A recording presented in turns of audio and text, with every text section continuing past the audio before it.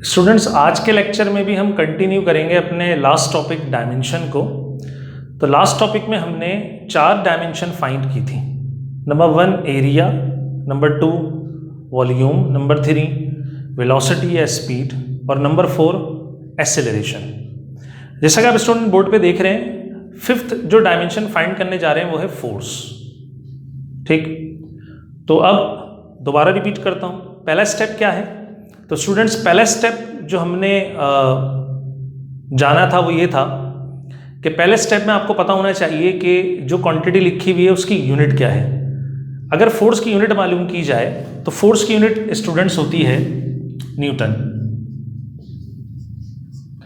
लेकिन जैसे ही आप न्यूटन देखेंगे तो आप गौर कर सकते हैं स्टूडेंट्स, मैंने यहाँ पर वही चार्ट बनाया है जो लास्ट लेक्चर में कवर किया था। मास के लिए कैपिटल M, लेंथ के लिए कैपिटल T और टाइम के लिए लेंथ के लिए कैपिटल L और टाइम के लिए कैपिटल T। तो वो चार्ट मैंने आपकी आसानी के लिए बोर्ड पे बना दिया है ताकि आप देख सकें इसको। लेकिन अगर आप गौर करें, फोर्स की यूनिट हमने लिखी न्यूटन। न्यूटन जो यूनिट है वो इस चार्ट के अंदर लाई नहीं करती। तो अब क्या करें, ये एक प्रॉब्लम है। ठीक, यहाँ पर स्टूडेंट जो है वो कन्फ्यूजन का शिकार हो जाते हैं। तो स्टूडेंट, लास्ट लेक्चर्स में हमने कवर किया था कि यूनिट जो होती हैं वो 2 तरह की होती हैं। पहली हमने पढ़ी थी फंडामेंटल यूनिट्स और दूसरी पढ़ी थी ड्राइव्ड यूनिट्स। अगर आप गौर करें तो न्यूटन एक ड्राइव यूनिट है और जो वहाँ पर चार्ट दिख रहा है आपको वो फंडामेंटल यूनिट्स का है। एक पॉइंट मैंने आपको ड्राइव यूनिट में बताया था। Drive unit actually multiplication and division होती हैं किसका? फंडामेंटल यूनिट्स का। और अगर आप थोड़ा सा और गौर करें, न्यूटन को यूनिट थोड़ी है स्टूडेंट। न्यूटन तो एक साइंटिस्ट का नाम है। उस साइंटिस्ट को एजाज देने के लिए, क्योंकि उसने फोर्स के लॉ पेश किए, फोर्स के ऊपर बहुत सारा वर्क किया, तो उसको एजाजन उसके नाम के ऊपर इस क्वांटिटी की क्या रख दी गई? यूनिट। लेकिन इन एक्चुअल इस यूनिट के पीछे फंडामेंटल यूनिट छुपी हुई है। अब सवाल ये पैदा होता है वो फंडामेंटल यूनिट आप कैसे निकालेंगे? तो स्टूडेंट, उसका बहुत आसान सा एक मेथड है। जब भी आपके पास ऐसी कोई ड्राइव यूनिट आ जाए जो किसी साइंटिस्ट का नाम हो या कोई ड्राइव यूनिट है दूसरी, तो आप क्या करें, उस ड्राइव क्वांटिटी या उस यूनिट की फॉर्मूले में चले जाएं जो वो यूनिट है। अगर आप गौर करें, ये यूनिट है फोर्स की, और अगर मैं फोर्स का आपसे फॉर्मूला पूछूं जो बहुत बेसिक आपने Newton second law of motion में स्टडी किया, तो वो फोर्स का फॉर्मूला होता है F =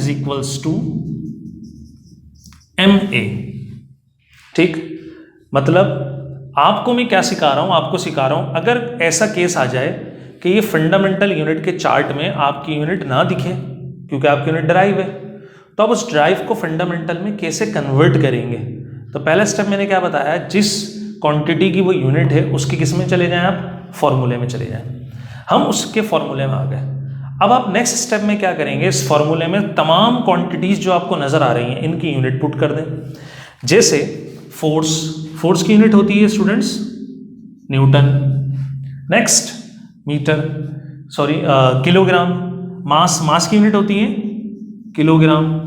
नेक्स्ट एक्सेलरेशन की यूनिट होती है मीटर/सेकंड²। इसका मतलब ये होगा student, newton in actual kilogram metre per second square के इक्वल होता है। ठीक, इस फंडामेंटल यूनिट के मल्टीप्लिकेशन और डिवीजन को हमने नाम दिया है किसका? न्यूटन का। लेकिन डायमेंशन में हमने इसको कन्वर्ट करने की जरूरत पेश आएगी। तो अब हम क्या करेंगे स्टूडेंट्स, इस न्यूटन की जगह रिप्लेस कर देंगे किसको? किलोग्राम मीटर/सेकंड² को। अब अगर आप देखें तो फोर्स की जो यूनिट है वो इन एक्चुअल फंडामेंटल यूनिट्स के अंदर कन्वर्ट हो चुकी है। अब आप अगर इनको अपने चार्ट में फाइंड करें तो आपको प्रॉपर तरीके से ये वहां नजर आएंगी। जैसे किलोग्राम, अगर स्टूडेंट आप किलोग्राम देखें तो किलोग्राम मास है, आप उसको रिप्लेस कर सकते हैं किससे? कैपिटल M से। तो मैं किलोग्राम की जगह रिप्लेस करूंगा कैपिटल M। इसी तरह M मीटर है या लेंथ है, लेंथ की जगह रिप्लेस कर देंगे आप L। और डिवीजन में आपके पास सेकंड, और सेकंड क्या है? टाइम है, तो टाइम की जगह रिप्लेस करेंगे आप कैपिटल T। और क्योंकि सेकंड पर स्क्वायर है तो इधर भी क्या आ जाएगा? स्क्वायर आ जाएगा। तो स्टूडेंट्स, वैसे दिखने में ये डायमेंशन फाइंड हो चुकी है, लेकिन लास्ट लेक्चर में मैंने आपको बताया था कि डायमेंशन में हम वैल्यू डिनोमिनेटर में नहीं रखते, तो इसको क्या करते हैं, इसको नोमिनेटर में शिफ्ट करते हैं। उसका मेथड भी हमने सीखा था। तो ये होगा ml एज इट इज। जब हम इस t को शिफ्ट करेंगे नोमिनेटर में तो इसका जो स्क्वायर है वो नेगेटिव स्क्वायर में कन्वर्ट हो जाएगा। तो आपके पास ये फाइनली डायमेंशन आ गई किसकी, mlt-2 या माइनस स्क्वायर फोर्स की। और अगर आप गौर करें इसके अंदर कोई भी वैल्यू एब्सेंट नहीं है, ये भी मैंने लास्ट टाइम आपको समझाया। इसके अंदर m भी मौजूद है, l भी मौजूद है और t भी मौजूद है। अगर कोई एब्सेंट होता है तो दूसरा तरीका होता है हम उस वैल्यू को लिख के उसका एक्सपोनेंट क्या लगा देते हैं, 0। ठीक, स्टूडेंट आगे बढ़ते हैं। नेक्स्ट जो मैं आपको क्वांटिटी कवर करवाऊंगा वो क्वांटिटी है वर्क। अगर आप पहले स्टेप पर गौर करें तो पहला स्टेप वही है स्टूडेंट, जिस क्वांटिटी की आपने डायमेंशन फाइंड करनी है उस क्वांटिटी के आपको यूनिट मालूम होनी चाहिए। अगर आपको याद है स्टूडेंट तो यूनिट वर्क की होती है जूल्स और रिप्रेजेंट किया जाता है इसको जे से। अब दोबारा से कंफ्यूजन है, जैसे यहां पर कंफ्यूजन थी, यहां पर न्यूटन थी स्टूडेंट्स, ये भी साइंटिस्ट का नाम है, जूल्स भी एक साइंटिस्ट का नाम है। अब वही मेथड अप्लाई करेंगे जो यहां करा था। अगर ऐसी सिचुएशन आ जाए कि जूल्स नजर आ रही है, ये हमारे चार्ट के अंदर वहां डायमेंशन के चार्ट में मौजूद नहीं है, तो क्या करेंगे, वही काम जैसे यहां किया कि जिस क्वांटिटी की यूनिट थी उसके फॉर्मूले में चले गए। अब ये यूनिट किसकी है, वर्क की।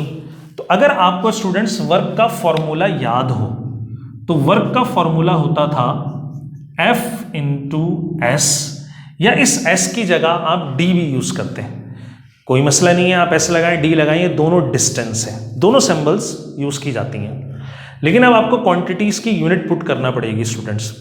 जैसे यहां पर वर्क की यूनिट आप क्या लेते हैं, जूल्स। ये फोर्स है, फोर्स की यूनिट आप यहां देख सकते हैं क्या होती है, न्यूटन।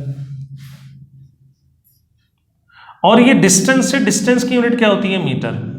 अब जूल्स कन्वर्ट हो गया स्टूडेंट्स न्यूटन मीटर में, लेकिन फिर एक प्रॉब्लम है, ठीक, वो ये अगर मैं इसको रिप्लेस भी कर दूं, न्यूटन मीटर यहां लिख दूं, तो फिर न्यूटन मुझे दोबारा नहीं पता।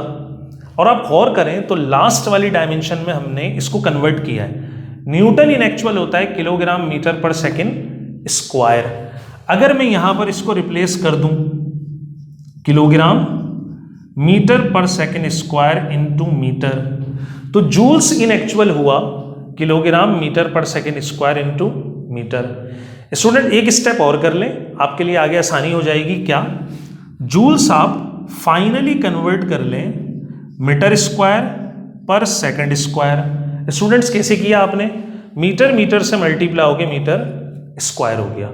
अब अगर आप गौर करें इसको रिप्लेस कर दें, जैसे यहां पर वर्क था, इसको मैं ब्रैकेट में इनक्लोज कर देता हूं, ठीक, जैसे वर्क था तो वर्क था हमारे पास जूल्स, वर्क की यूनिट थी जूल्स, और वो जूल्स फाइनली हमने जब फंडामेंटल यूनिट्स के अंदर उसको कन्वर्ट किया तो किस में आया, kilogram metre square over second square.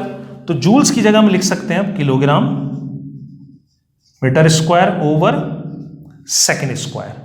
अब अगर आप डायमेंशन की सिंबल्स पुट करना चाहते हैं तो बहुत आसान है।